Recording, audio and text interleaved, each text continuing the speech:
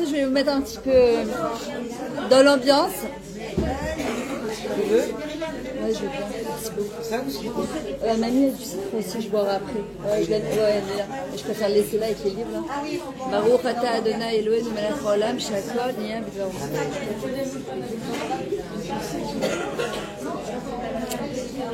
Alors, j'ai commencé le cours. Mesdames, on démarre le cours, là, ça y est. J'ai commencé le cours avec une chanson, pour celles qui ont compris les paroles. Echad Yachid U'Miuchad, en parlant d'Akadosh Baruch Hu, il est unique, il est seul, et il est exceptionnel, ça va. Et en vrai, on parle aussi de nous, qu'on est unique, on est seul, on est exceptionnel, et qu'il n'y a pas une deuxième comme nous sur Terre. Alors, d'abord, ce cours, je vais le faire, les Louis Nishmat, Simcha Yehudit Pat Fortuné. J'ai cru comprendre que quelqu'un a offert la Souda pour les Louis Nishmata. Simcha Yehudit Pat Fortuné. Juliette? Ah, Juliette, elle m'a dit Simcha Yehudit Florence. Bon, elle n'est pas là, mais elle viendra tout à l'heure. Aussi son neveu, je ne m'en rappelle pas comment il s'appelle, le neveu de Florence. Eliaou?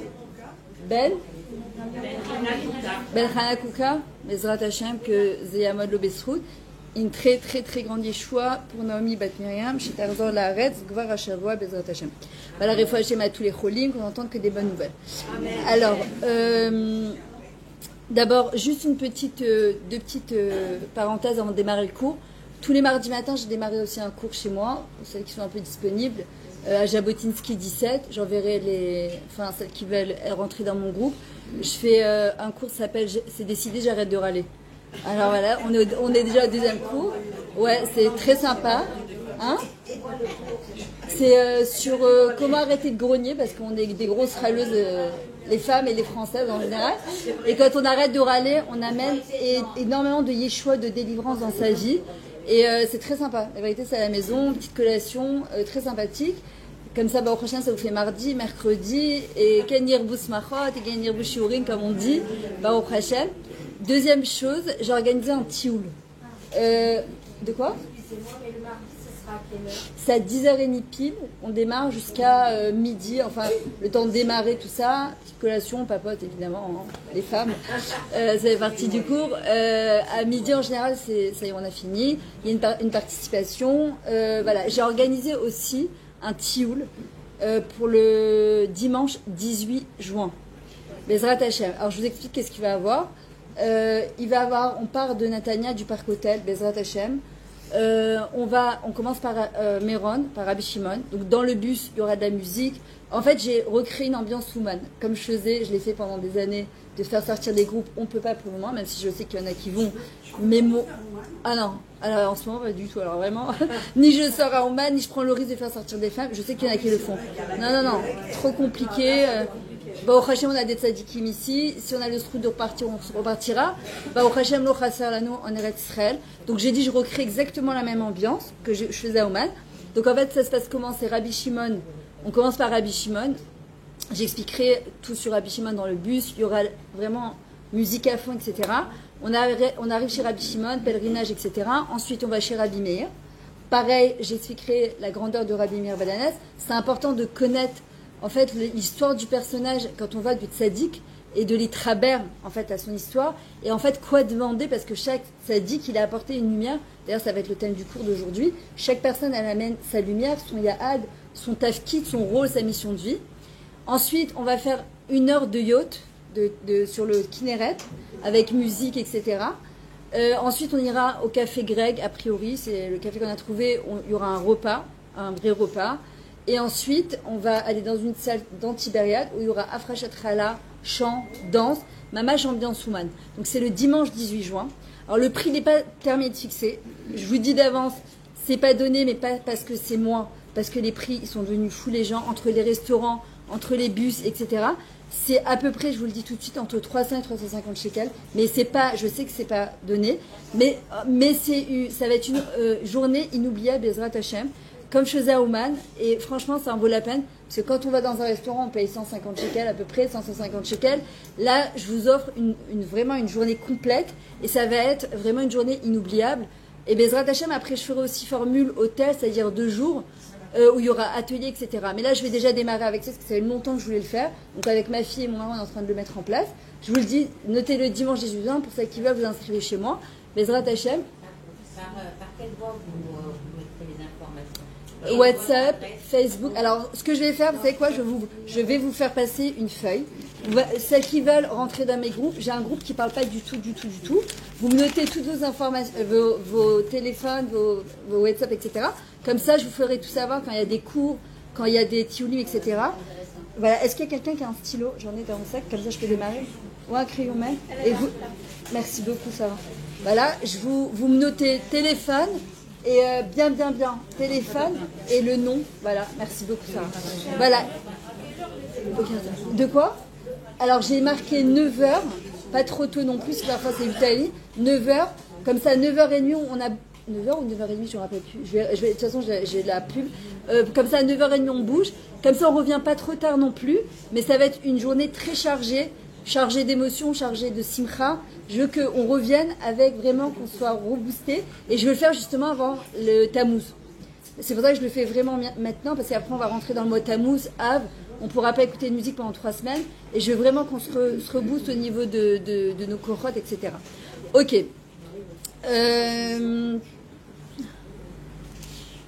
Bon, ça c'était une première chose. Super. Alors, là ça va être paracha, donc Shlach Lecha.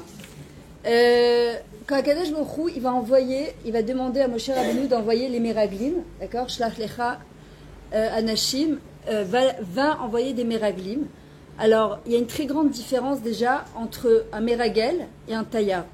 Un Meragel, un explorateur, il va explorer en général ce qui va et ce qui ne va pas. Dans le mot Meragel, on a aussi le mot Hergel. Le Hergel, c'est l'habitude. D'accord? C'est-à-dire que c'est tout ce qui est habitude, et on a le mot Regel. Regel, c'est le pied, c'est ce qui nous tire vers le bas.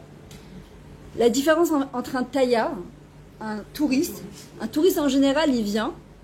Bon, on va dire que les Français, parfois, ils sont un petit peu... on les entend dans les restaurants parfois. C'est pour ça que j'ai décidé de faire ce cours, parce qu'il faut absolument qu'on change ça. Mais absolument, attendez, moi aussi, je vais mettre sur silencieux mon portable.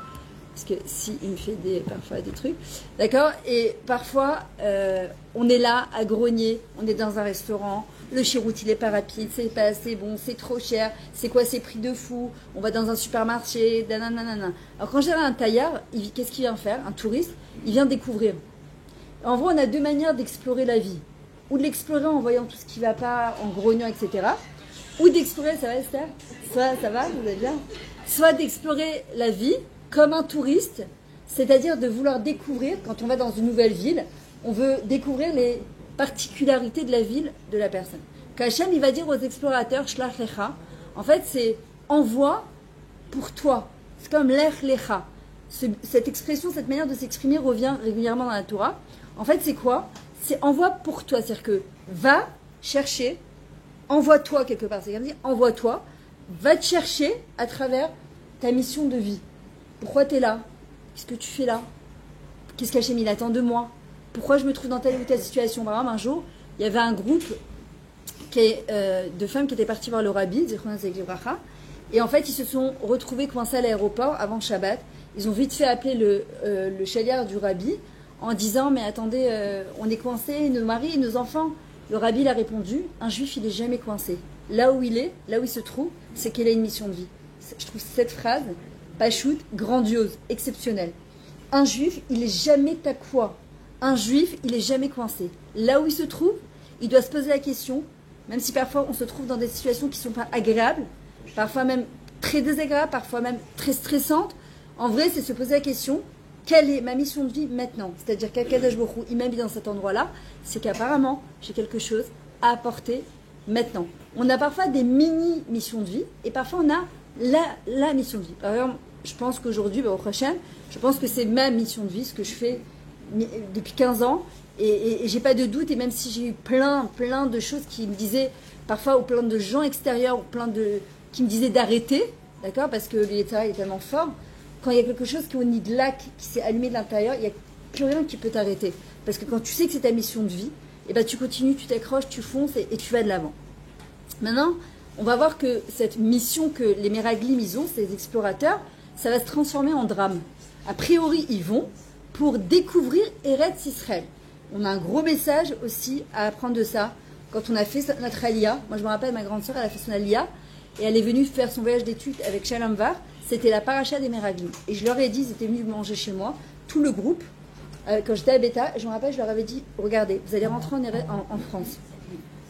Faites attention à ce que vous allez dire. On ne parle pas d'Eretz Israël. Qu'est-ce qu'ils ont fait les explorateurs Bessaraka? Ils ont dit, Eretz Zavat Chalav Udvash, donc c'est une terre où coule le lait et le miel, donc c'est très bien. Mais qu'est-ce qu'ils rajoutent? Aval, mais, ce mais-là, ça nous arrive souvent, tu vas dire à ton mari, ouais, t'es super, mais, tu dis à ton fils, ouais, t'es, mais, tu vois, ce mais-là, non, c'était super ce mariage, mais la musique a été trop forte, mais la nourriture a été, ce aval, moi, je le lis comme ével. C'est quoi un ével? Que Dieu préserve, c'est un deuil. Parfois, le aval, il nous plonge dans quelque chose. Il y a marqué les bechia, les chinam, parce qu'on a pleuré gratuitement pour rien. On pleurait jusqu'à Biat HaMashiach en espérant qu'il va arriver Bezrat Hashem Bekarov. Mamash, on pleura Tisha B'Av tous les ans. Tous les ans. On voit qu'en même temps que le jour de Tisha B'Av, c'est la naissance du Mashiach. Le paradoxe, la contradiction, elle est énorme. De toute façon, dans la Torah, il y a toujours des extrêmes. Le mikvé, t'as rien le droit de faire, tu vas au mikvé, t'as le droit de tout faire. Pessar, attention, 8 jours, mange pas de chametz, c'est chavkar et chamita, boum, tu sors mimouna comme si de rien n'était. Shabbat, on rentre dans Shabbat, attention. Tu sors de Shabbat, terminé. Un bébé, il est dans le ventre de sa mère. On le voit pas, on sait pas à quoi il ressemble, tu le vois dans le ventre, il sort, t'as une vie, il est là, quoi. Que Dieu préserve la mort, c'est la même chose, la personne était là, 2 secondes après, elle est plus là. Cet extrême, dans la Torah, il est assez perturbant parfois. Et en vrai, ce qui va se passer, c'est que pour avoir pleuré pour rien, on va pleurer jusqu'à la fin des temps à Tisha B'Av, c'est-à-dire le jour de Tisha B'Av. Mais en même temps, il y a, c'est fou parce que en même temps qu'on pleure le jour de Tisha B'Av, à Chatzot, où le moment où le Beth Amikdash il brûle, c'est le moment où on va se lever, on se relève, on n'a plus le droit de s'asseoir par terre, on se lève. Pourquoi? Parce que c'est la naissance du Mashiach. Parce qu'il y a un message d'espoir. Parce qu'Akadosh Baruch Hu nous dit, vous savez, c'est quoi le tikkun de ça, la réparation de ça? Et c'est pour ça que j'ai mis en place ce cours-là. C'est décidé, j'arrête de râler. Et on verra des échoues. Et mettre qu'une personne qui arrête de grogner et qui remercie, elle verra des délivrances. Et je vous le dis d'expérience même personnelle, c'est pas facile, c'est pas simple quand on a pris l'habitude de grogner pour tout et pour rien, ou pour des choses moindres et des choses graves. Mais je vous assure que quand on dit merci, même quand c'est difficile, Akadosh Baruch Hu, il nous envoie des délivrances. Et en vrai, le tikkun des Meraglim, c'est quoi? C'est qu'on n'a pas servi Hachem dans la joie. Et en vrai, à cause de ça, Mirov Kol, malgré tout ce qu'on avait, est-ce qu'on a tout? Non. Rov, c'est dans la majorité, on avait tout. On est parti voir quoi? Qu'il manquait nos oignons et notre viande. Le tikkun de ça, c'est la simcha. Dans le mot Mashiach, on a les mêmes lettres que simcha. C'est exactement les mêmes lettres. Donc le tikkun, c'est quoi? Livdu et Hashem besimcha. C'est de servir Akadosh Baruch Hu dans la joie. D'ailleurs, je vais vous mettre une musique 2 secondes. Ne bougez pas.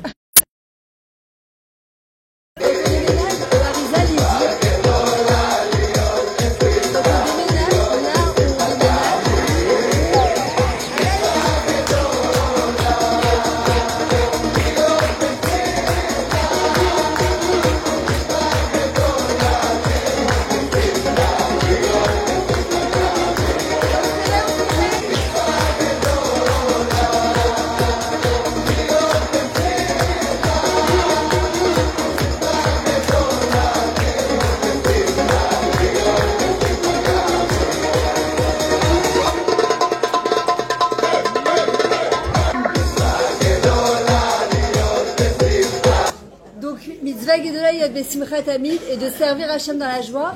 Quand on déménage plusieurs fois, le Harizal il dit que là on déménage et qu'on a un tikkun à faire, on a une lumière à apporter dans cet endroit, et quand le tikkun il se termine, d'ailleurs on le sent, il faut vite déménager. On sent que ça y est, il faut bouger de cet appartement. Donc ouais, donc je sais pas, j'ai eu apparemment cette année, c'est juste la 3e ou 4e fois que je déménage, donc bon, Hachem, tout va bien. Ok, maintenant, en vrai, pourquoi c'est important de comprendre pourquoi on est sur Terre?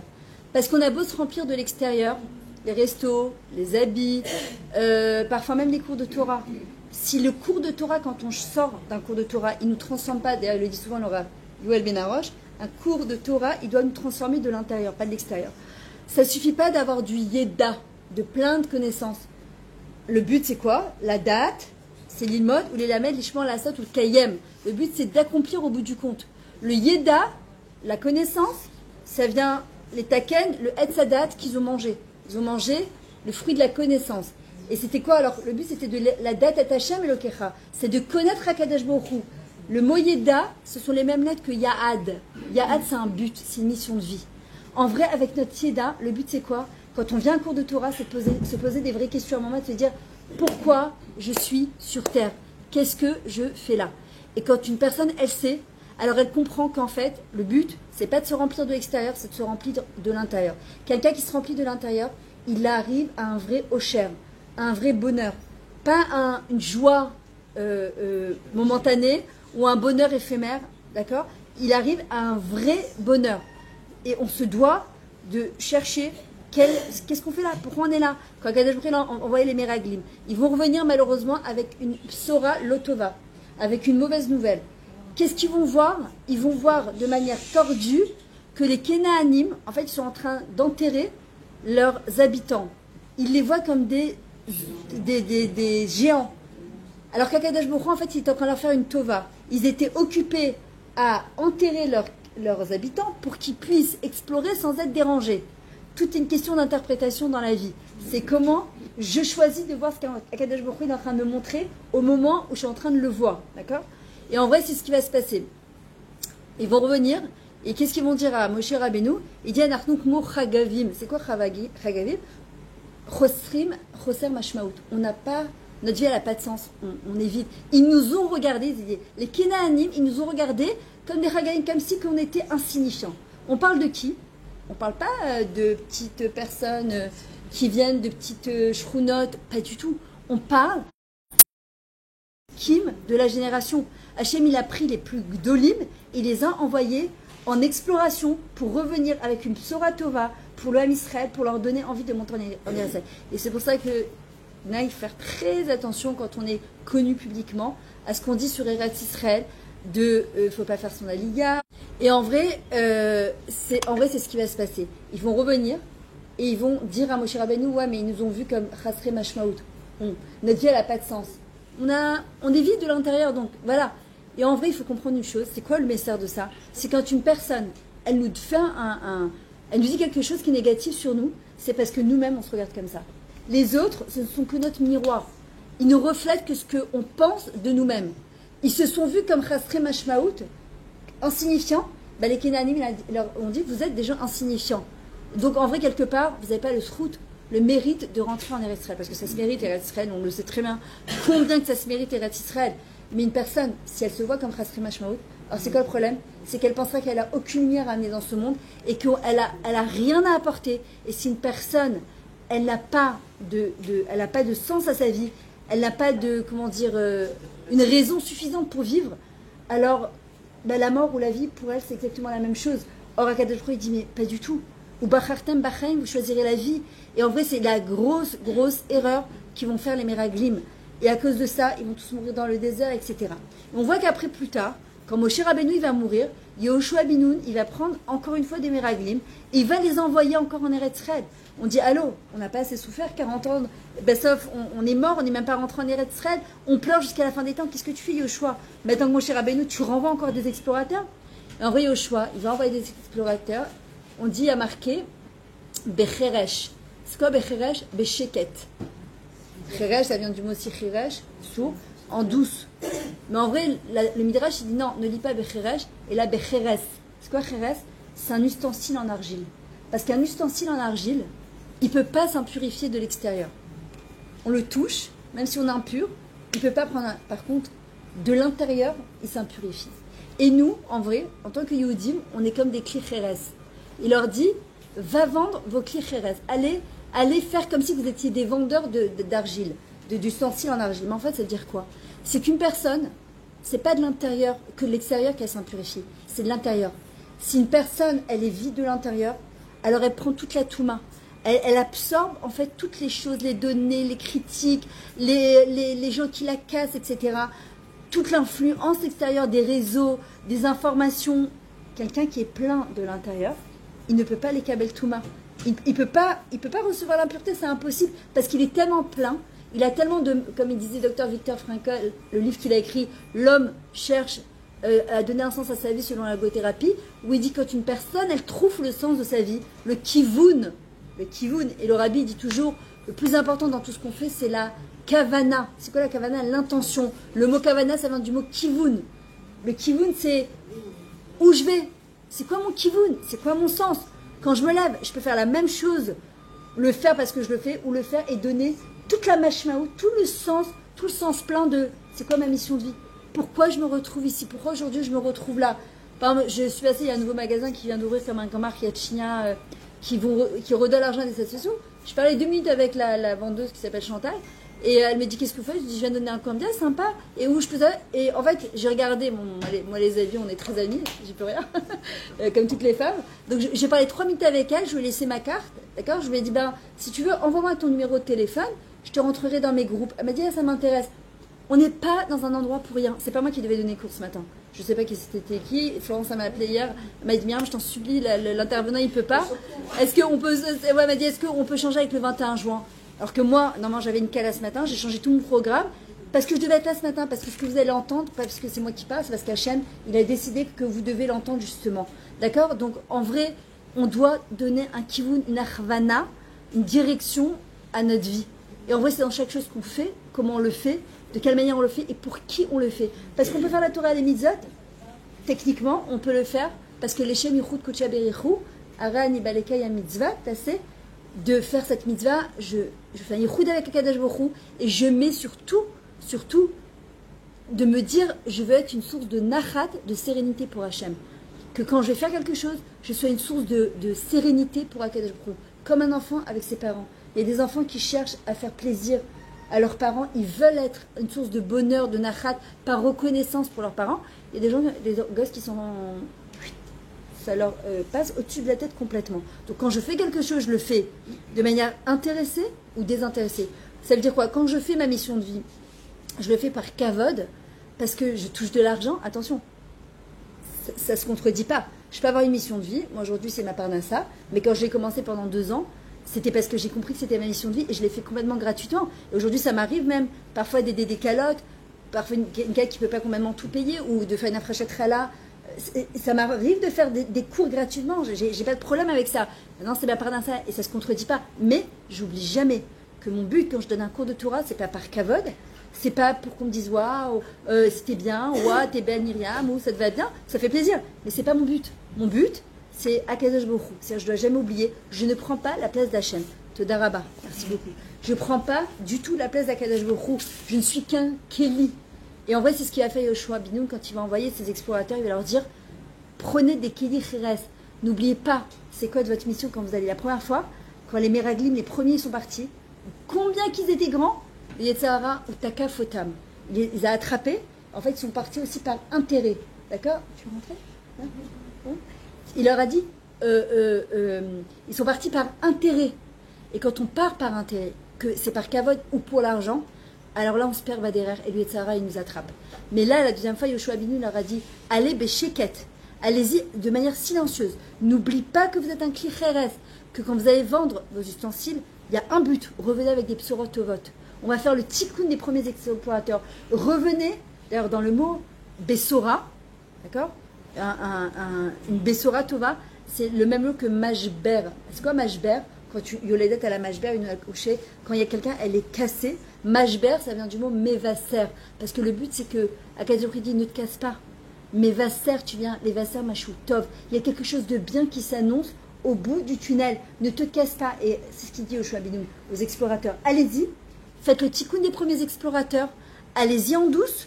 Et revenez avec des bonnes nouvelles pour l'âme Israël, avec des nouvelles d'espoir. Et c'est pour ça que c'est hyper important d'être toujours porteur de bonnes nouvelles. C'est super important d'être toujours porteur de bonnes nouvelles.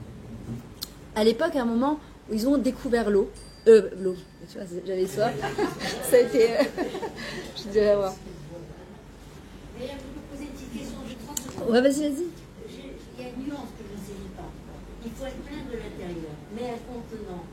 pour avoir été rempli, il faut que ça vienne de l'extérieur. Très bonne réflexion. Nahon. En fait, tu prends, c'est ce que je dis, quand tu prends. Vous dites ne rien prendre. Non, pas du tout. Non, Khadija, pas du tout. C'est bien que tu poses la question. En fait, tu viens à un cours de Torah.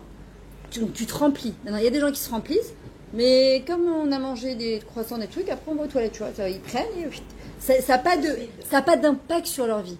Il y a des gens, quand ils viennent à un cours de Torah, on sort du cours de Torah. Moi, avant, quand j'étais en plus petit comité, je disais chaque fois à chaque personne, qu'est-ce que tu as pris du cours? Parce qu'on entend plein d'informations. Mais on va être plus percuté par une information qu'une autre.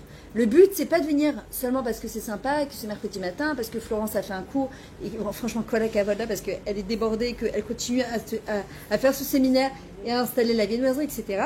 Je peux venir écouter ce cours, me dire, bon, j'ai mangé, c'était sympa, j'ai vu des copines, il y a eu de la musique, je repars chez moi, pas changer. Ou de me dire, j'ai pris plein d'idées de l'extérieur, parce que ça peut venir que de l'extérieur, en fin de compte. Et ça me remplit de l'intérieur.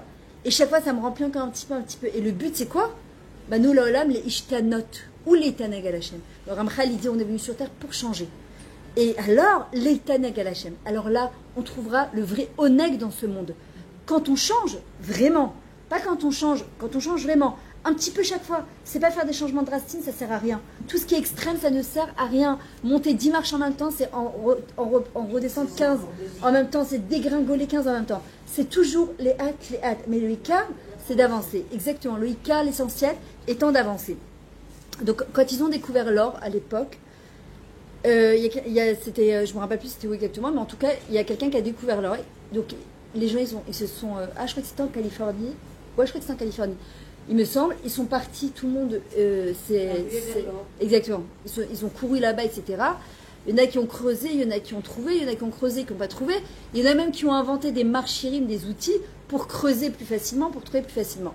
Et il y en a un, je crois qu'il me semble que c'était Dabi, il a creusé, puis à un moment, il s'est arrêté de creuser parce qu'il a dit, voilà, j'ai découvert ce que j'ai découvert. Et il a laissé ses outils, il les a revendus, et il est parti. Et il y en a un qui justement n'avait pas beaucoup d'argent. Et il a dit, j'ai pas beaucoup d'argent, j'ai pas beaucoup de kélim, mais avec ce que j'ai, je vais creuser. Et lui, en fait, il a continué à creuser à l'endroit où Dabi avait commencé à creuser. Et 1 mètre plus tard, il a trouvé une mine d'or. Et il est devenu très riche. Alors pourtant, les deux, ils sont venus creuser de la même manière. Mais quelle est la différence? Et c'est ce que le rabbi, il explique.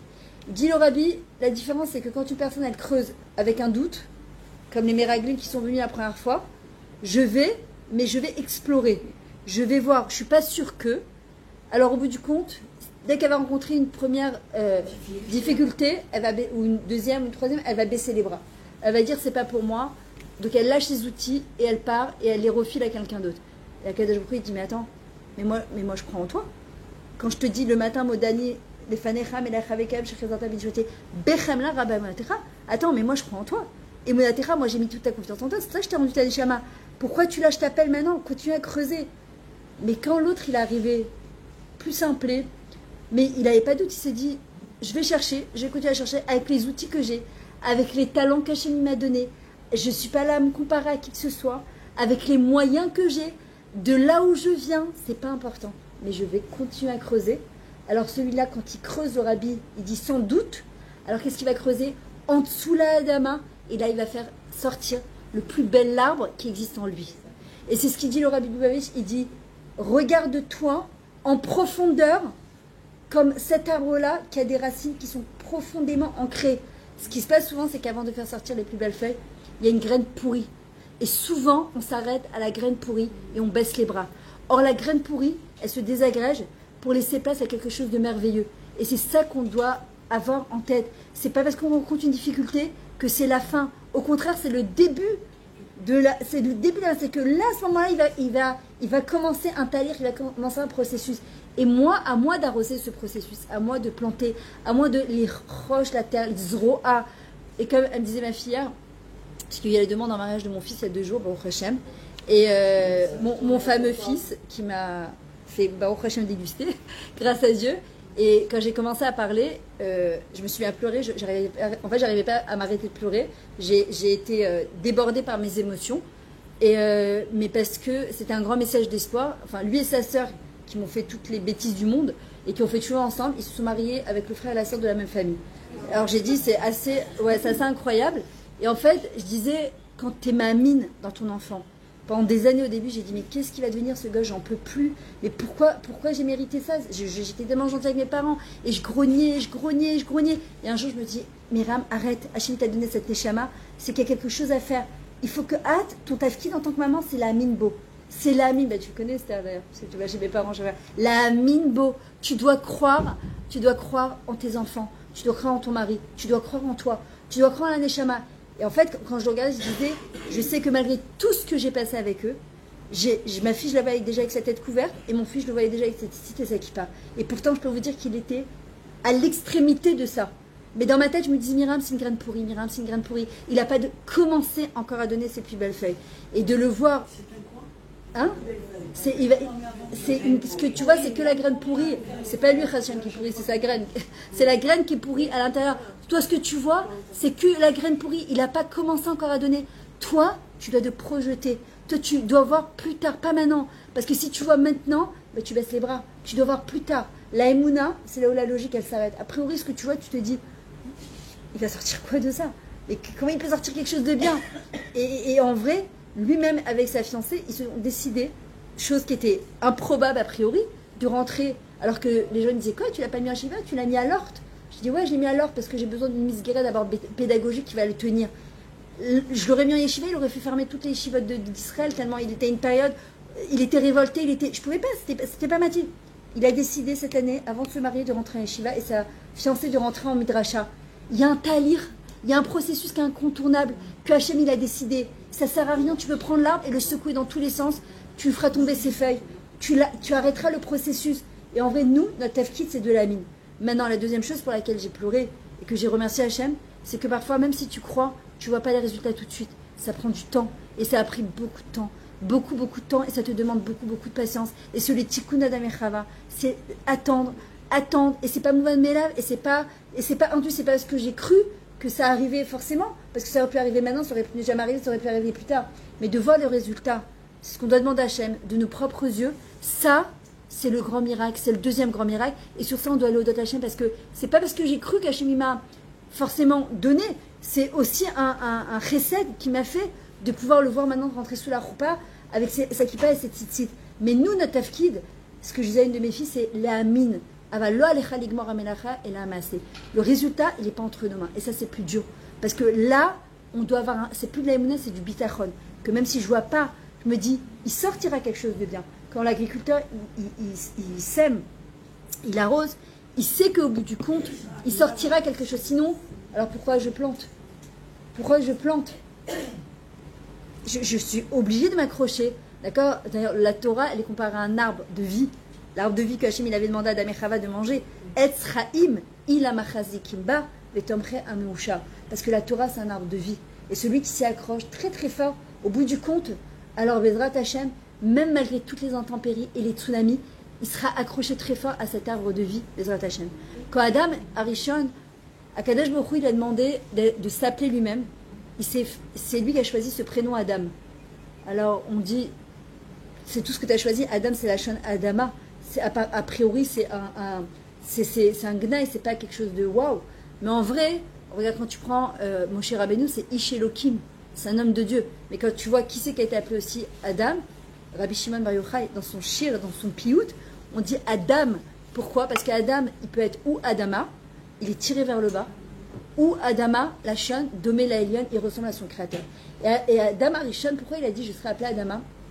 Parce qu'il a dit, quand Hachem lui a demandé de donner des noms aux animaux, il a dit aux anges, il a dit, moi quand j'ai donné des noms aux animaux, parce que j'ai vu leur tafkid, j'ai vu leur yioud, j'ai vu leur mission, chaque animal, il a quelque chose, il a un tafkid sur terre. Comme disait même David Amelach, même une araignée, quand elle a tissé sa toile, elle l'a protégée de Shaoul. Chaque animal, il a un tafkid. Nous, en tant que Bnei Adam, on n'a pas un tafkid. Mais c'est évident qu'on a un rôle, on a une lumière à apporter dans ce monde. C'est une évidence. Donc Adam Arishon, c'est ce qu'il dit. Et il dit, et moi, je me fais appeler Adam, Adama. Pourquoi?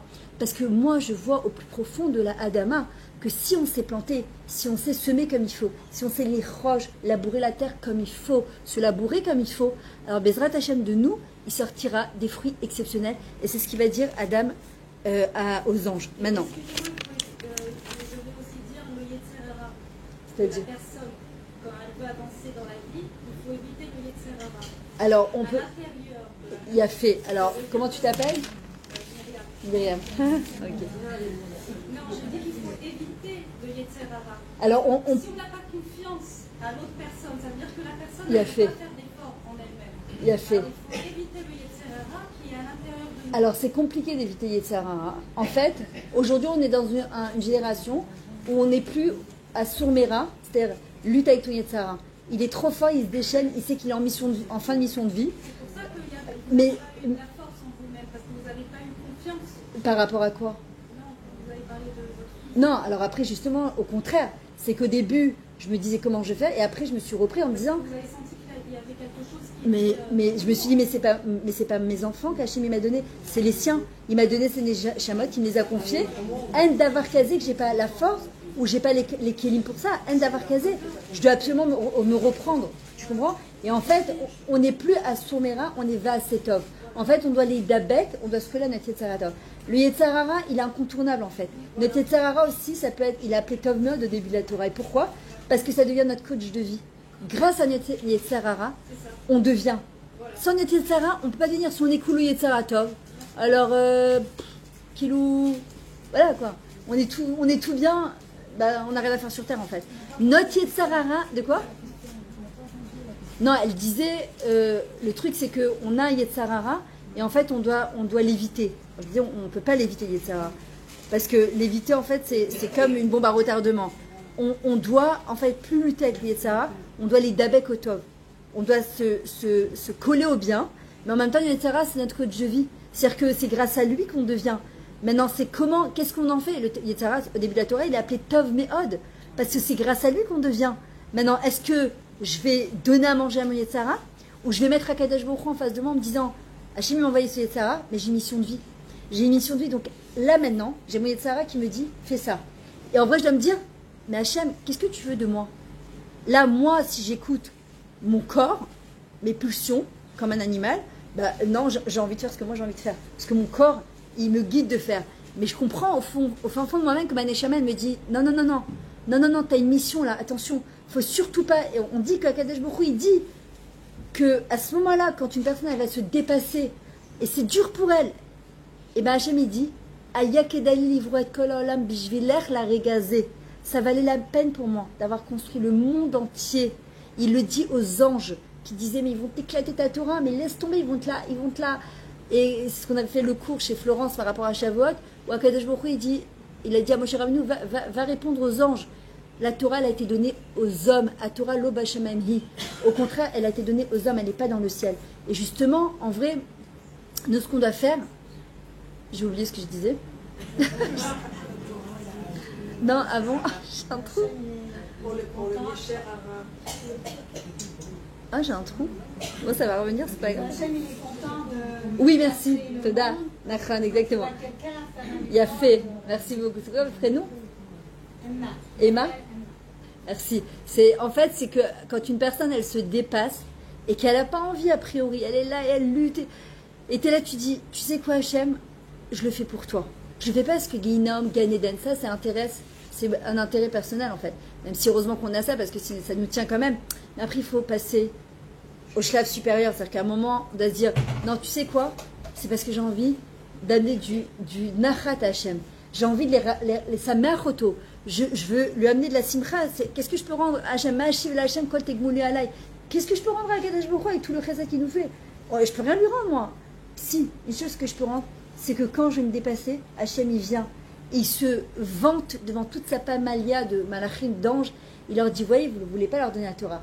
Mais moi, ça valait la peine d'avoir créé le monde pour cette personne, pour ce maasé-là. Je ne sais pas si vous imaginez, mais c'est énorme.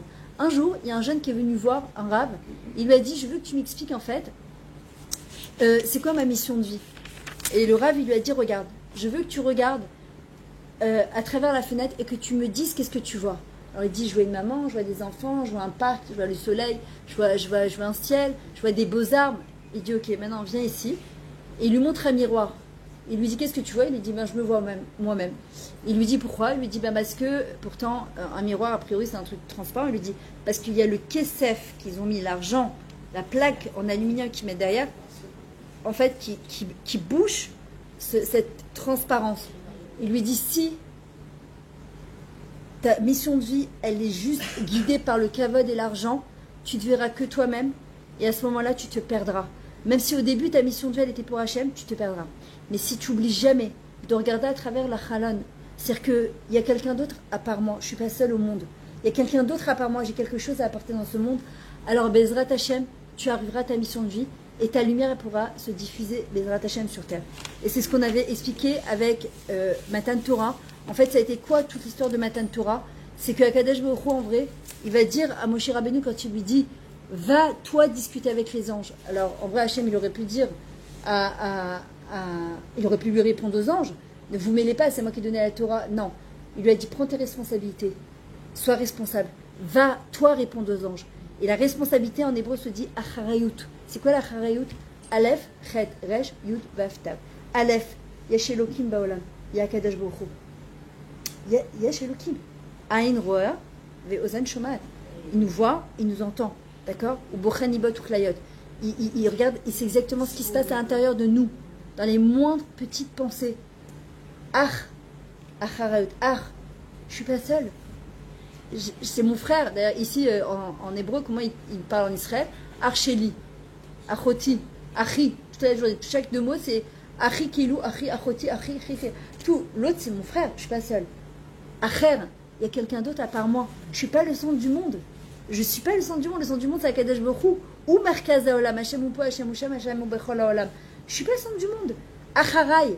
Il y a quelqu'un derrière moi. Et quand je ne prends pas ma responsabilité et que je deviens victime de ma vie, je deviens une miskena, comme ils ont fait les Meraglim, ouais, mais regarde, il y a les géants, et regarde ce qui se passe. Ils reviennent. C'est pas que eux qui ont rentré dans leur victimisation, c'est le Ham Israël entier qui part rentrer en Eretz Israël. Je ne suis pas seule. Quand je ne refuse d'amener ma lumière sur terre, parce que je crois que je vaux rien, je suis rien du tout, j'ai pas confiance en moi, j'ai pas de rechatzmi, anartunkmo chagavim, c'est quoi?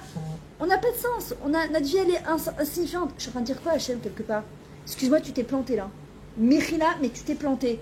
Le tornit, le programme qu'elle t'avait prévu pour moi, zéro. C'est ce que je dis à Kadosh Baruch Hu dans d'autres mots. Je dis non, chas v'shalom, mais si, c'est ce que je suis en train de lui dire. Quand je dis ma vie elle n'a pas de sens, ou que je suis insignifiante, j'ai pas de rechatzmi, j'ai pas de valeur de moi-même, qu'est-ce que je dis à Hachem, quelque part? Anilo Shava Kloum. Mais quand je dis Anilo Shava, je vaux rien, je suis en train de dire Hachem, Atalo Shavé Gam. Pourquoi? Parce que je suis une partie de lui-même. Je suis Chelek Elokai lui-même. Je suis une partie d'Akadosh Baruch Hu. Hachem, qu'est-ce qu'il me demande? Reprends le contrôle de ta vie. Ne sois pas victime de ta vie, sois responsable de ta vie. On n'est pas victime de notre vie. Il m'a fait. D'ailleurs, je suis en train de finir de préparer un atelier, mais de folie. Ça dure 4 heures, mais il en vaut la peine. C'est sur l'estime de soi.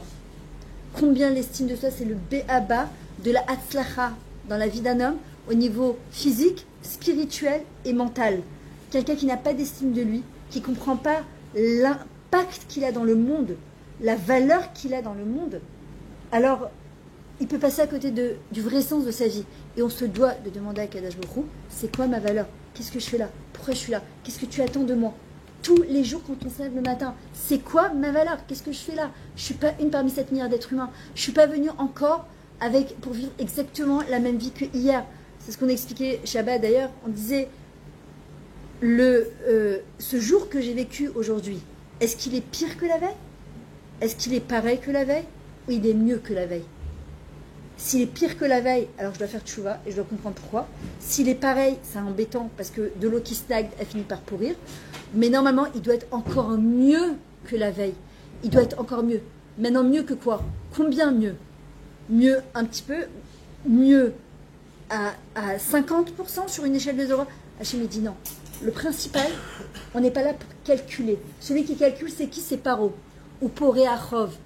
Fait, pyramide, 10 pierres, défait 100 pierres. Regarde celui-là combien il a construit. Toi, tu n'as pas construit. Ça, c'est Paro. Il nous compare en permanence. Hachem ne nous comparera jamais. Même si j'avais une sœur jumelle, Hachem me dirait, toi Myriam, tu as quelque chose à apporter. Toi, Alexandra, tu as quelque chose à apporter. Toi, Yael, tu as quelque chose à apporter. C'est mes 3 sœurs, mes 2 sœurs. D'accord? Toi, tu as quelque chose à apporter. Même si j'avais une sœur jumelle, on aurait deux missions de vie complètement différentes. En fait, je vais vous poser une question dans tout ce que vous dites, c'est bien. Et vous devez aussi dire qu'on est des poussières de Hachem, nous on n'est rien sur terre. Exactement, c'est ce qu'il dit David Ameller. Alors il dit, Annie. On est rien des poussières de Hachem et on n'est rien sur terre. Alors attends, je rectifie, on n'est pas des poussières, on est une partie de l'infini. Mais David Ameller qui dit on doit se considérer en même temps, encore une fois c'est très contradictoire, c'est en même temps il dit Anito Lahat, je suis comme un ver de terre, c'est-à-dire que je suis insignifiant, mais en même temps il dit Vaïkba Libi Bedarka Hashem. D'ailleurs ça va être la suite du cours, c'est mon cœur, il est fier, pas s'enorgueillit. C'est toute la différence.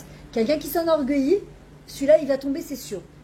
Mais par contre je dois être fier de faire la Torah et les Mitzvot. Je dois être fier d'être à un cours de Torah et d'être le Tarkis du Ham Israël, même pas le Tarkis le concentré. Je suis le concentré du monde entier. Et là, je dois être fier. David Ameller qui dit en même temps, je suis insignifiante. C'est-à-dire que, et pourquoi je dois me dire ça? Parce que je peux très vite tomber dans la gava. Et on te dit ne crois pas en toi jusqu'au dernier jour de ta vie. C'est pas ne crois pas en toi dans le sens je suis nul. Non, ne crois pas en ton Yetzirah. Parce qu'en 2 secondes, moi, l'histoire qui m'a traumatisée depuis que je suis toute petite, mais qui m'a aidée, c'est avec l'histoire d'Elisha Ben Abouya. Elisha Ben Abouya, quand j'ai entendu son histoire depuis que je suis toute petite, je me disais comment un Ben Adam, tellement gadol, qui a étudié avec Rabbi Meir, Rabbi Akiva, comment il a tout lâché en deux, et ça pas seulement lâché, il est parti dans l'extrême, il a vendu ses frères, comment et cette histoire, elle m'accompagne depuis que je suis toute petite. Ce que j'expliquais à quelqu'un la dernière fois, je disais, après mon divorce, quand une personne divorce, malheureusement, elle perd tous ses points de repère, qu'on le veuille ou pas. Tu peux être la plus grande rabbinite de la terre, quand tu divorces, tu perds tous tes points de repère. Tu sais plus ta vie, tu sais plus ce qui se passe. Tu as eu 28 ans de mariage, 22 ans, 30 ans, le méchané. Toute ta vie, elle s'effondre. C'est-à-dire que tu n'as plus rien. En fait, tu étais là. Maintenant, si tu as construit, tu n'as pas plus rien. C'est juste qu'il y a un retour en arrière et après, c'est pour mieux sauter en avant. C'est comme ça. Maintenant, on m'a posé la question, alors qu'est-ce qui t'a tenu? Il y a plusieurs choses qui m'ont tenu. Un, l'histoire d'Elisha Ben Abouya. Me disait Myriam, fais attention, tout ce que tu as construit depuis que tu es toute petite, tout ce que ton kécher avec Hachem, il peut partir en 1 seconde. Comme de la poussière de la terre, maman. En 1 seconde, tu peux tout foutre en l'air. Fais attention. Tu n'as plus tes points de repère, mais ton point de repère, c'est Akadosh Baruch Hu. Chez Vite Hachem Negditami. N'oublie jamais que tu as Hachem en face de toi. Jamais, jamais. D'ailleurs, je vous racontais, quand je faisais ma marche tous les matins, j'arrivais au Carmel. J'ai Hachem, fais-moi un chibouk. Hachem, montre-moi que tu es là. Hachem, montre-moi que tu m'as passé demain. Hachem, aide-moi à comprendre que j'ai fait la bonne décision. Hachem, t'as Zorli. Sinon, je me serais écroulée. Deuxièmement, mes enfants. Ils me disaient, maman, je t'en supplie. Fais attention, maman, fais attention, tu sors en chidour. Et en chidour, vous avez des gens parfois tordus, soi-disant religieux, mais ils ont que des trucs derrière la tête. Ils ont des très bons tiroutimes. Je me dis, Myriam, fais attention. Troisièmement, vous. Je me disais, ce que je dis, il faut que je sois anémana à ce que j'enseigne. Je ne pourrais plus jamais me regarder à la glace, sinon, c'est pas possible. En tant que madricha de Kala, j'ai toujours été très convaincante pour la Tarata Mishpacha, parce que Baruch Hashem, j'ai jamais, Baruch Hashem, Rak Bisrut Akadosh Baruch Hu, jamais nirchalti dans la Tarata Mishpacha, parce que pour moi c'est comme Yom Kippour, c'est tellement important. Et donc j'ai toujours ce Baruch Hashem, ce koar shirnois, de convaincre mes collègues, de leur dire mais moi je suis comme vous. C'est très dur aussi, mais on peut y arriver. Et je me disais, si tu flanches, tu n'auras plus jamais ce koar shirnois. Tu pourras pas. On perd ses points de repère. Mais il y a un point de repère qu'on ne doit jamais perdre. Vaïkba Libi Bedarka Hashem. C'est Akadosh Baruch Hu. C'est-à-dire que quand tu as Hashem devant toi, tu te dis, c'est juste un passage à vide à passer. Mais ne te perds pas. Alors tu peux avoir des petits endroits où tu as un petit peu descendu. Po Vesham. Mais il y a un cavadum que c'est Chok Velo Yahavor. Il y a une ligne rouge, ça, jamais. Ça doit être clair dans notre tête. Jamais, jamais, jamais, jamais. Et si c'est pas clair dans notre tête, il suffit d'un petit Yetzirah, tout petit. Et les gens, parfois, ils sont tellement convaincants, ils ont un impact, un koach hadibour tellement exceptionnel, que si on n'est pas solide, et pourquoi pas, c'est ce qu'il dit le Rav Pinkus, il dit la vraie guerre de Gog ou Magog, c'est quoi? Gag mitachat gag. En dessous chaque toit. Ça ne sera plus à l'extérieur. Ça sera moi, chez moi, quand je serai en face de mon portable, en face de mon écran, en face de mon ordinateur. Qu'est-ce que je regarde? Qu'est-ce que je vois? Qu'est-ce que je fais? Personne n'a vu, hein. Personne ne voit. Et à l'extérieur, 10 000 foulards sur la tête, des collants 300 deniers. Hachem me dit non, la vraie guerre de Gog ou Magog, c'est où le Yetzirah, il risque de s'infiltrer. Il faut faire hyper attention. Et à la fin des temps, il est marqué Chamushim, comme à l'époque de l'Égypte, ils sortiront d'Égypte 1/5. Mais à la fin des temps, les Chachamim disent 1/50. Une sur 50. Je ne sais pas si vous imaginez. Donc nous, maintenant, ce qu'on va faire, c'est s'accrocher très très fort à Akadosh Baruch Hu. Parce qu'on sent que le Yetzirah est en train de se déchaîner. Il sait qu'il est en fin de parcours. Il le sait que c'est la fin pour lui. Donc il ne sait plus par où nous attraper. Mais nous, on a un kivou. On a une direction. Et notre direction, c'est les Chachamim, c'est la Torah et c'est Akadosh Baruch Hu. Et quand on s'accroche à ça, Bezrat Hashem, alors on peut y arriver. Maintenant,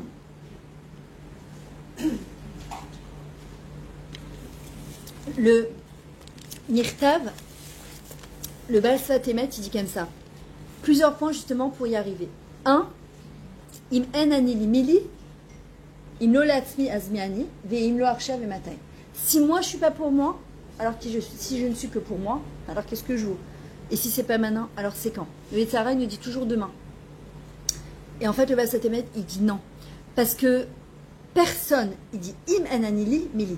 On aimerait bien que l'Orav Avner, l'Orav Menchetrit, l'Orav Benaroche, la Rabbanit Intel, elle fasse pour nous les choses. Les gens, ils vont chercher des sgoulottes, des kémiot, des trucs. Alors, Sfat Emet, il dit non. Parce que si le Ben Adam ou le Poel Latzmo, az afecha lo ifol bijvilo, si lui, il ne fait pas les choses pour lui-même, il ne se prend pas en main, personne ne le fera. Tu peux aller voir tous les coachs de la Terre, tous les psychologues, tous les psychiatres, prendre tous les médicaments de la Terre. Si moi, je ne me prends pas en main, personne ne le fera à ma place. Je suis la seule responsable de ma vie.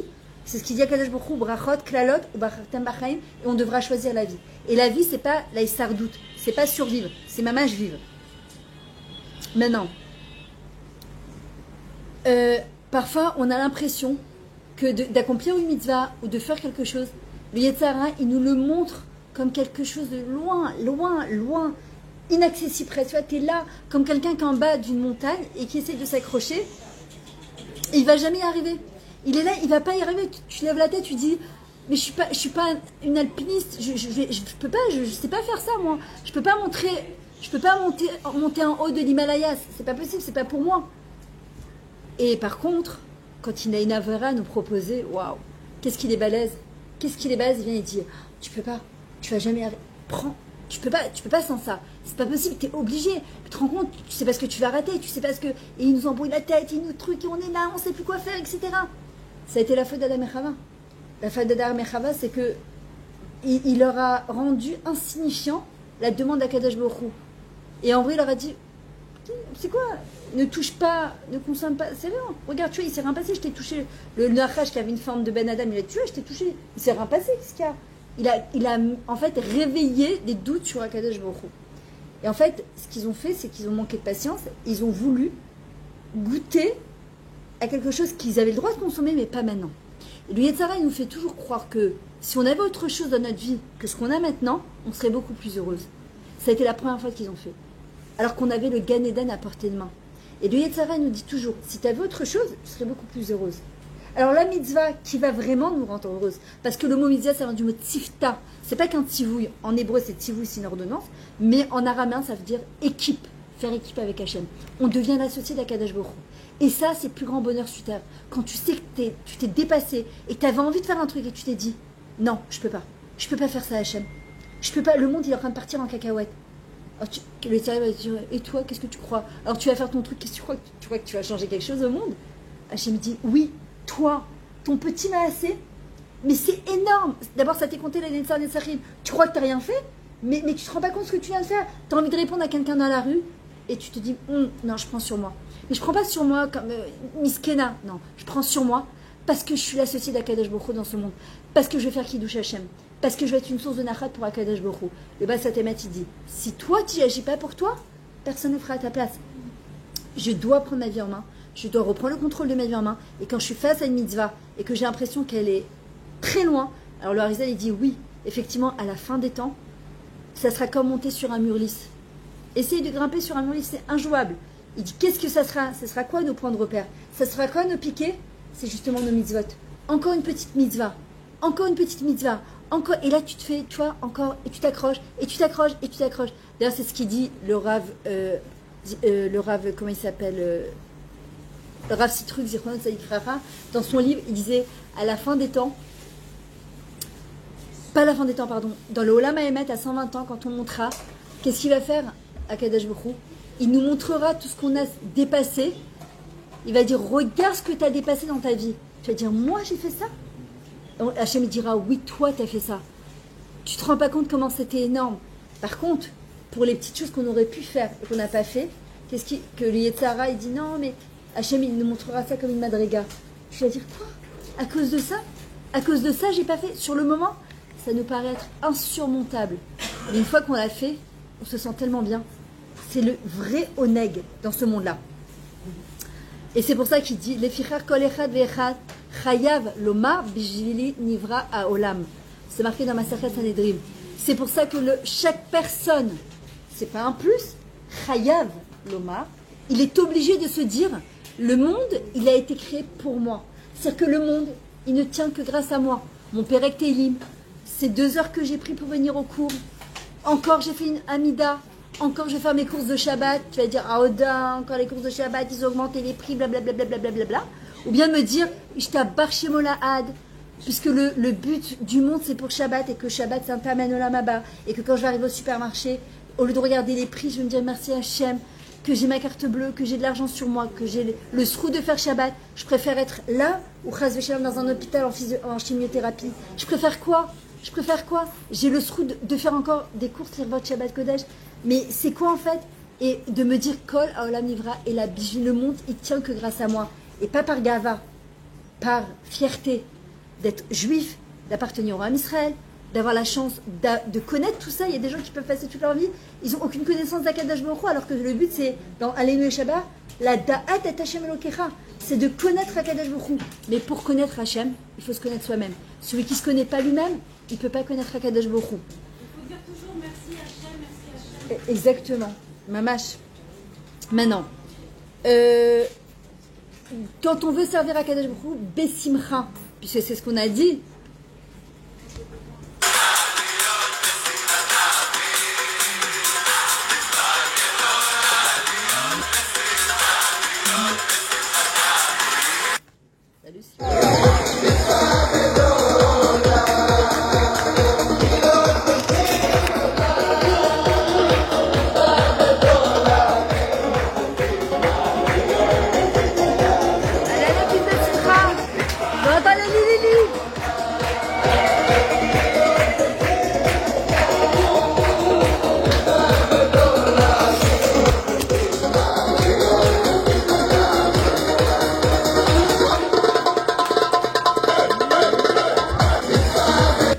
Alors, Va'avodat Hashem, quelqu'un qui veut servir Hashem dans la joie, il doit comprendre une chose, il doit connaître d'abord ses talents, son RR, la valeur de lui-même, qui il est, combien il est important aux yeux d'Akadosh Baruch Hu, combien Hashem il nous aime. Vous verrez toute la tefila de Shabbat, tous les chagim, tout le kiddush. Qu'est-ce qui a marqué? Que Hashem bachar banu mikol ha'amim, Be'ahava, il nous a choisi parmi les nations par amour. Il nous a donné Shabbat par amour. Il nous a donné les fêtes par amour. Il nous a donné la Torah par amour. Et quand on est consciente de ça, combien Hashem il nous aime, combien on est chashuvlo, on est importante à ses yeux, alors déjà notre avodat Hashem elle sera complètement différente. Deuxièmement, quand je comprends que je suis importante aux yeux d'Hachem, et qu'Akadosh Baruch Hu, en vrai, on aurait pu dire le matin, Modim anarton lefanecha melech avekayam, sherzata lanu nishmateinu bechem la rabba emunatenu. Non. Hachem, il nous parle, c'est sur 7 milliards d'êtres humains, il nous parle à nous seuls. Le matin, on ouvre les yeux, il dit Boker Tov, ma fille, comment tu vas? Comment tu as passé la nuit? C'est ce qu'il me dit le matin, Akadosh Baruch Hu. J'ai confiance en toi aujourd'hui. Quand je comprends ça, je me dis, attends, comment je vais me mettre à grogner en me levant? Comment, Chas Hashem, j'ai pas envie de le décevoir. J'ai pas envie, j'ai envie de lui faire plaisir. Au contraire, j'ai envie de laisser sa mère auto. J'ai envie que, dans ce monde de fous, justement, être une source de nachat pour Akadosh Baruch Hu. Kikarov elecha davar meod v'fichov la soto. Le Tanya, il est basé sur ça, que la chose, elle est proche de nous, dans notre cœur et dans notre bouche pour la faire. Le Yetzarara, il nous montre que c'est inaccessible. Le Rabbi vient, il nous dit Kikarov elecha davar meod. La chose, elle est là. Elle est négligée, elle est accessible. Ne crois pas ce que le Yetzara te montre comme une montagne. Pas du tout. Pas du tout. C'est là, c'est juste. Parfois, il faut dire à Hachem, j'ai envie de faire ces choses-là. J'y arrive pas. Toute seule, je peux pas. Il faut que tu m'aides. Donne-moi l'envie d'avoir envie de te faire plaisir. Et une fois que j'ai l'envie d'avoir envie de lui faire plaisir, donne-moi l'envie et la facilité de le faire. Parce que je veux te faire plaisir. Je veux y arriver. Vous croyez qu'Hachem, il va pas nous aider? Mais c'est évident, il attend que ça, Kadesh Baruch Hu. Et c'est ce que j'ai expliqué la dernière fois à une de mes filles. Parfois, elle me dit, j'ai envie de faire la tefila, mais je lui dis, tu sais, parfois, avant que ça arrive, la ishtok écoute, le languissement, l'envie, les pleurs qu'on peut verser, que tu te dis, mais je vais jamais y arriver, mais je veux te faire plaisir. Parfois, même Rabbi Nachman, il explique, il dit, c'est beaucoup plus fort que parfois la mitzvah elle-même. Quand Hachem, il voit, il est là, on est mishtokek, on a envie, on est gaga de se rapprocher. Une de mes filles, elle me disait, elle venait à tous les cours avec moi, et puis après, bon, elle a eu un petit moment de relâchement, et je me rappelle, elle lâchait pas un cours, etc. Elle me dit, j'ai envie de retrouver ça. Je me dis, ça va arriver, il faut que tu demandes à Hachem, il faut que tu lui demandes cette proximité. Et en vrai, je lui dis, cette ishtok écoute que tu as, ces gagouim que tu as, sache que parfois, ils sont encore plus forts que la mitzvah elle-même. Parfois, Kadesh Baruch Hu, il nous fait attendre encore parce que il teste notre envie. Envie pas, style, ah, mais j'aimerais bien. Ah, j'aimerais bien comme. Non, j'aimerais bien ma mâche. J'ai envie de faire plaisir à Kadesh Baruch Hu. Quand le matin, on fait dans les Birchot Hashara, qu'est-ce qu'on dit chez Lo Asani Goya, chez Lo Asani Shifra, chez Asani Kirtsono. Nous, on croit que c'est un gnaï quand les hommes ils disent chez Lo Asani Sha. C'est pas un gnaï. Bisrud Nashin Skenet Nigalou Israël. Le homme Israël, il a été délivré, il sera délivré par le mérite des femmes. Et quand le Mashiach va arriver, on sera en premier rang. Et les hommes, ils diront, mais attends, notre Torah là, on est parti 3 fois par jour à Tfila. Et Hachem, il dirait, ouais, mais c'est vos femmes. Sans vos femmes, derrière un grand homme se cache une grande femme. La femme, elle a ce corps de l'itmor, de pousser son mari en avant, de l'aider, de l'encourager, de le mettre sur un piédestal, la ritzoto, de l'admirer, d'accord, et c'est par le mérite des femmes. Alors, nous, on ne dit pas chez Hassani Gever, et heureusement d'ailleurs, franchement, mais on dit chez Hassani Kirsono. On a été fait directement en fonction de la... Mais il y a une plus belle bracha que ça. Les gens ils disent, ouais, mais les hommes, ils disent, mais... Bon, ça, c'est les féministes, hein. Ouais, mais eux, ils disent... Non, pas du tout. Nous, c'est la plus belle bracha qu'on dit chez Hassani Kirsono. Chez le Hassani Goya, que Baruch Hashem, on est nés juifs, et ceux qui se sont convertis, ben, je leur tire 10 000 fois mon chapeau, parce que c'est tellement dur d'être juif, mais en même temps tellement beau, que Baruch Hashem, mais c'est magnifique. Et en vrai, le Yetzara, qu'est-ce qu'il nous fait? C'est ou tout ou rien. Si t'as pas tout fait, il te dit, ouais, mais ça sert à rien, tu vois pas, t'aurais dû faire, ce que je dis parfois à des gens, j'arrive pas à faire tout Shabbat. J'ai besoin de ma cigarette. Je dis, ok, d'accord, tu sais quoi? T'arrives, combien tu fumes? Elle me dit 20 cigarettes. Je dis, mais déjà pour ta santé, tu devrais diminuer. Après, bon, allez, bien, on va commencer par Shabbat. Tu sais quoi? Tu peux en fumer que 15. Que 15. Elle me dit, ouais, mais qu'est-ce que je fais du reste? Je lui dis, ouais, mais les 5 que tu vas pas fumer, c'est Korban Hachem. C'est Korban, c'est ce qu'il dira à Israël Salanter. Moi, parfois, j'ai des calottes, c'est un vrai challenge. Elles veulent que le papier pour la rabbanoute, elles veulent pas entendre parler ni de mikvé, ni rien du tout.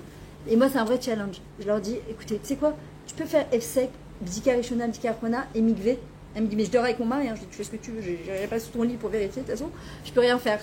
Mais tu peux au moins faire ça? Alors tu dis, ouais, mais elle dort avec son mari. Elle a, ouais, mais Rav Israël Salanter, il dit, ok, mais elle a un pied dans le mikvé et elle a un reptile dans la main. Mais elle a un pied dans le mikvé. Laisse ta neshama goûter à ça. C'est pas grave. Elle fume encore Shabbat? Ouais, mais il y a 5 qu'elle a enlevé et qu'elle dit Hachem, Korban Hachem. C'est ce que je peux faire pour moi, Kadosh Baruch Hu. Et le mot Korban, c'est pas sacrifier, c'est une sanctification. Dans le mot Korban, on a le mot les ikarev. Le but, c'est quoi? C'est de se rapprocher d'Hachem. Au contraire. Et qu'est-ce qu'il fait Yetzara? Il dit non, mais ça sert à rien, c'est ou tout ou rien. Et la Torah te dit pas du tout. Encore un millimètre. Encore un millimètre. La tznout, c'est pareil. Le Shmirat Hachem, c'est pareil. Ce que j'explique au cours, on arrête de râler. On ne peut pas arrêter de râler si on est des râleuses. D'accord? Peut-être parce qu'elle est une dépendance, peut-être que c'est une habitude. Peut-être. Ou peut-être qu'ils n'y arrivent pas. C'est pas forcément, les gens parfois ils se cherchent, c'est difficile pour eux. Mais en fait, ce qu'il faut, c'est toujours les encourager dans le bon cœur en disant essaye au moins ça, un petit peu. Nahon. Mais c'est pas donné à tout le monde, c'est un vrai travail de soi. Et ça, de pouvoir voir le top dans la vie, c'est vraiment un travail de soi. Ah, il reste 5 minutes. Alors, maintenant. Quelle est la différence que vous faites entre râler et être triste? Tu vois, comme on dit de Léa, par exemple, qui est triste, qui a Après une grosse épreuve de la vie, on peut avoir comme une sorte de Réveil. de machin, et ça ne veut pas dire que papa ça ne veut pas dire que votre Kadosh Baruch Hu n'est pas à l'intérieur. Mais vous avez dit, c'est si on arrive à là, c'est que la Kadosh Baruch Hu vous a pas rempli. Non, alors attention, c'est une très bonne question. Alors, en vrai, c'est ce que j'expliquais hier au cours, on peut être des gens heureux, mais qui passons un moment très difficile. Parce que j'expliquais après mon divorce, j'ai continué à garder ma simcha, mais je pleurais en même temps. Ça contredit pas, c'est-à-dire que, parce que je sais que c'était un passage à vide, comme le désert qui était incontournable, et que ça faisait mal, c'était comme un deuil, et qu'il fallait que je le passe ce deuil-là. Mais à côté de ça, je gardais ma simcha en me disant, c'est-à-dire, je reste quelqu'un de simcha, mais qui suis, ça va qu'on va dire, voilà, hein? Ouais, mais alors il faut être vraiment rempli d'Hachem, en connexion avec Hachem. C'est très dur. C'est comme quelqu'un qui passe un deuil. Il y a des gens qui me disent, moi, j'arrive plus à prier. Je leur dis, ça va passer.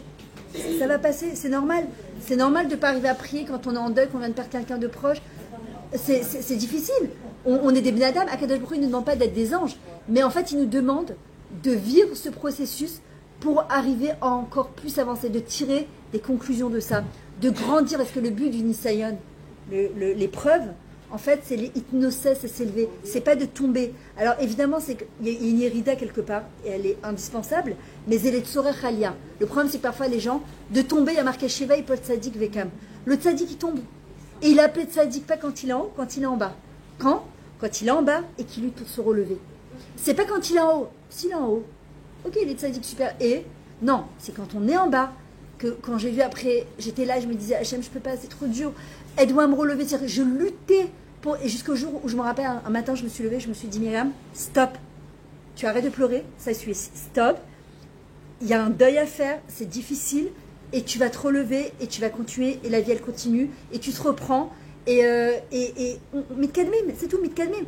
Mais, à un moment, c'est une prise de décision aussi. C'est-à-dire, je suis triste, mais je suis heureuse en même temps.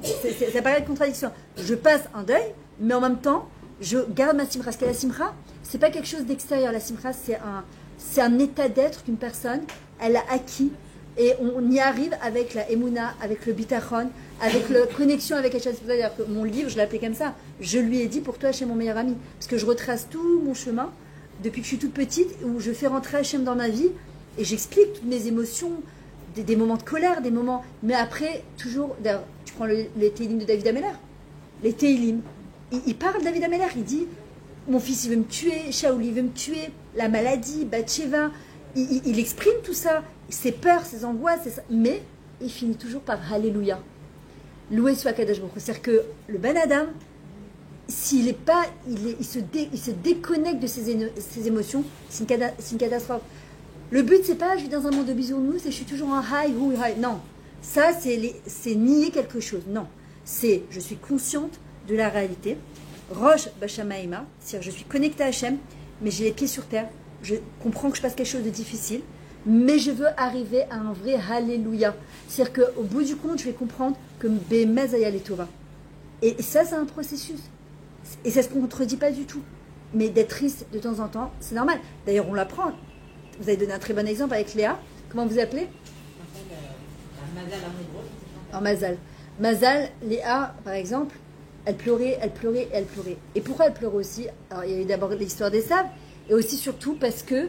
attendez, il y a des gens qui m'ont... Des commentaires, là. Et surtout parce que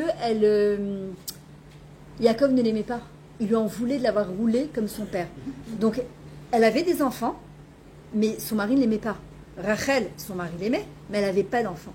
Et quand elle a eu Yehuda, elle ne devait pas l'avoir. Yehuda, il arrivait en bonus. Quand elle a eu Yehuda, pourquoi elle a appelé Yehuda? Elle a dit Apam an Yehuda Hachem. Cette fois, je vais remercier Hachem. Quoi, jusqu'à maintenant, tu n'as pas remercié Hachem? Tous les enfants que tu as eus, quand tu vois que ta sœur n'a pas d'enfants, elle dit si. Mais je disais toujours merci à Hachem, mais mon mari ne m'aime pas. Là, elle a dit an Yehuda Hachem pleinement. Je vais enfin remercier Hachem, parce que je comprends que cette vie, elle n'est pas shlema. Alors c'est vrai, Yaakov, il ne m'aime pas, comme Rachel, mais j'ai des enfants avec mon mari Yaakov. Et après, Yaakov, il va finir par l'aimer. Vous comprenez? C'est-à-dire qu'elle était triste au début, mais au bout du compte, elle va transformer sa tristesse en Odaya la Kadosh Baruch Hu. Alors, et c'est ce qu'on doit faire nous aussi. C'est qu'on doit transformer. Mais pour arriver à ça, d'abord, il faut arriver à comprendre combien on est importante aux yeux d'Hachem. Combien la Avodat Hachem qu'on fait aux yeux d'Akadosh Baruch Hu dans un monde de fous. Un match dans un monde de fous. Chaque petite chose qu'on fait, que ce soit un modani, netilat yadayim, un shariatza, un sourire à quelqu'un, on a aidé une personne dehors, on est venu à un cours de Torah, on a participé à ce cours de Torah, on participe à ce séminaire, on a fait encore un maasetov, on sort du cours de Torah, on rencontre une copine, on lui retransmet un point, on lui dit pas t'as raté, ça sert à rien. Tu lui dis voilà, ce que j'ai retenu du cours, ça t'intéresse. Moi, c'est ce qui m'a percuté. Tu veux savoir? C'est comme le rabbi disait, tu apprends la lèvre, tu retransmets la lèvre, tu apprends le bête, tu retransmets le bête. C'est le méchané, c'est-à-dire qu'à notre petit niveau, ce qu'on peut faire, on le retransmet. Et ça, aux yeux d'Akadosh Baruch Hu, c'est waouh. Waouh. Et David Amelach, il dit dans cet élim, Lo alarti bigdolot ou beniflaot mimeni, Lo gavali bi bedarka Hashem. Mon cœur, il ne s'est pas enorgueilli dans l'échelon de Dieu, mais par contre, il était fier. Lo alarti bigdolot ou beniflaot, c'est-à-dire que je ne me suis pas. C'est ce qui s'est passé avec Elisha ben Abouya. Il a voulu découvrir trop vite la Torah. Trop vite. Et en fait, il s'est envolé, mais dans des sphères qui l'ont rendu complètement fou. Et la Torah te dit, fais attention. Le monde, il a été créé en 6 jours. La Torah, c'est une kadmout. C'est-à-dire qu'on doit être mémoukadot, on doit être bien précise, on a un but. Et on avance. Les athlètes, encore un peu. Mais soit un peu. Ce que nous, on voit comme un peu, aux yeux d'Hachem, c'est la Netzar Netzarim. C'est énorme. C'est des dimensions qu'on ne peut même pas. La rabbinite Tufik me disait, quand tu fais ton Shabbat, quand tu épluches chaque carotte, chaque pomme de terre, et que ton mari, il n'est pas mévataire sur son couscous boulet de tous les vendredis soirs, ou le Marocain qui n'est pas mévataire sur sa dave alors il fait 40 degrés, t'en peux plus, et que tu épluches tes pommes de terre pour lui faire plaisir, et que tu fais plaisir à Hachem, et que c'est pas on invite Hachem à sa table, on rentre dans le palais d'Akadosh Baruch Hu Shabbat. Elle dit, tu te construis des harmonotes. Tu es en train de te construire des palais en haut. Mais nous, on ne le voit pas comme ça. On voit d'aller super sale et encore au Shabbat. Ah ben maintenant, c'est Carrefour. Et puis, on regarde les prix, encore en toi Shabbat, et encore c'est reparti. Non, on va donner une autre dimension. Une autre dimension à Shabbat. On va aller faire ses courses. On va se dire, Baruch Hashem, merci Hashem que tu m'as donné le srout encore de faire un Shabbat. Parce que si on savait la dimension de Shabbat, que c'est un goût d'Olam Haba, que ce qu'on est en train de se faire, c'est des harmonotes, des palais. Alors qu'est-ce qu'on fait? Eh bien, on met la musique. On fait Shabbat en chantant. Il doit y avoir une avira de Shabbat, de kef. On met la musique à fond à la maison. On tamise. Bon, maintenant, on tamise plus la farine en mettant la zumba, ce que vous voulez. Mais on doit chanter son Shabbat. On doit chanter ses préparatifs. On doit chanter ses mitzvot, parce que la Torah, c'est un nigun. Baal Shem Tov, je termine avec ça, il disait, un jour, il y a un chiresh, un sourd qui est rentré dans un mariage. Et imagine un sourd qui rentre dans un mariage et il voit les gens se... Alors surtout les jeunes aujourd'hui avec les musiques 30 qui fait, sont là avec leurs trucs. Tu te dis mais c'est des tarés mentaux, c'est quoi ça? Le Baal Shem Tov il dit quelqu'un qui est extérieur à la Torah, qui voit de l'extérieur, bah, c'est exactement comme le sourd qui rentre dans un mariage. Quand tu rentres dans la Torah, alors ça devient c'est une mélodie. La Torah c'est une mélodie. C'est quelque chose de merveilleux. Et si on n'arrive pas à la vie comme quelque chose de merveilleux, alors on se doit de demander à Hachem, on doit lui dire à Hachem, je veux bien vivre ma Torah parce que c'est Torah Train, c'est une Torah de vie. On va terminer avec une petite musique, en tout cas ceux qui sont intéressés, il y a mon livre avec une dédicace, il y a la pensée positive 1, la pensée positive 2, un livre sur l'éducation du Rav Zamir, j'ai mes disques encore pour celles qui ont encore des trucs, et j'ai un livre sur la Emouna exceptionnelle entre tes mains. Je vous mets de la musique, et en tout cas toujours un kiff d'être avec vous. Je vous rappelle, le Shabbat matin, je donne cours à Amit, au 26 Rechom McDonald, à celle de mon mari. Eliane, elle est là. Rechom McDonald, à 11h moins quart, tous les Shabbat matin, Blinéder, suivi d'un kidouche en général. D'accord? Il y a un cours de 20 minutes à peu près, tous les Shabbat matin, au 26 Rechom McDonald, donc je vous attends.